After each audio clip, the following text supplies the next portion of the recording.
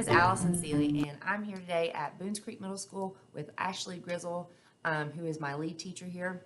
And Ashley, I just want to ask you a couple questions. What's Boones Creek so far done with the Tennessee Rural Life money that you think's been beneficial? So far, the biggest benefit that I've seen is we had purchased over 27 titles worth of newer and up-to-date texts for our kids. Those texts are a variety of texts that reaches each and every student on ability level, as well as their interest. Mm-hmm. Okay. How do you plan on using those in your classroom?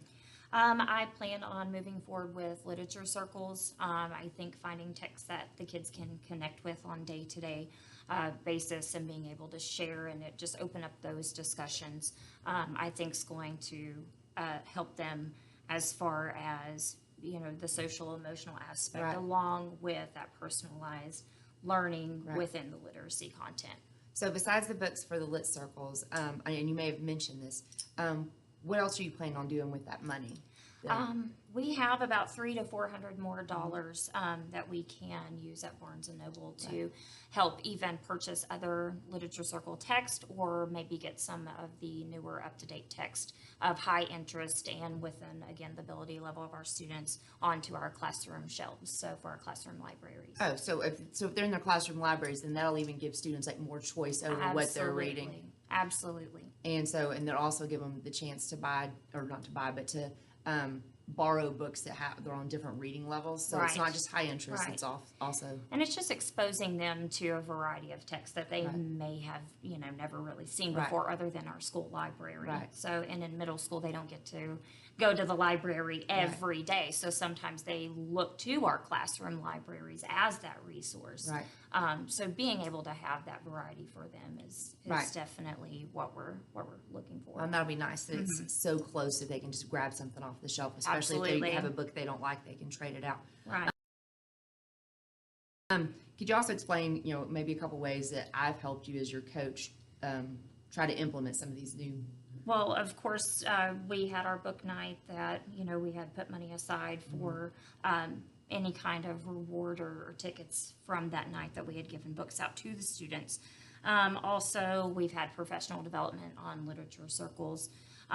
You've helped and, you know, provide us with the text that were not only appropriate for the level of our kids, but for the interest. Right.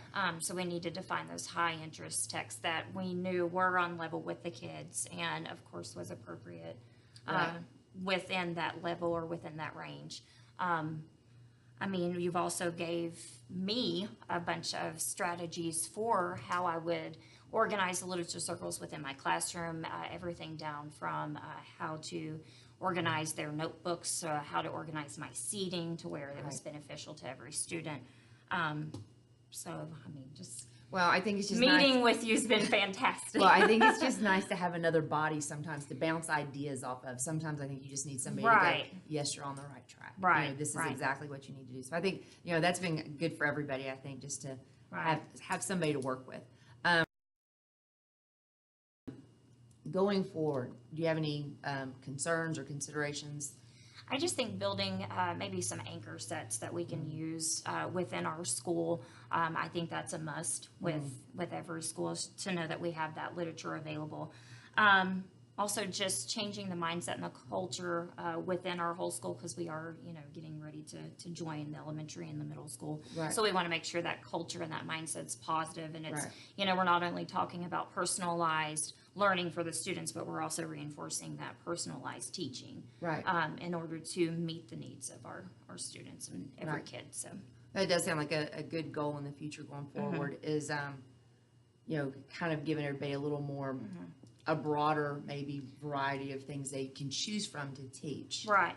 And like we had discussed earlier, it just, you know, playing off of our strengths, Right. you know, as educators Right. and making sure that we're aware of that. And, Right. Well, I think that goes hand in hand with learning new strategies. Right. And I think the whole personalization of learning kind of lends itself to just the changing culture in our schools.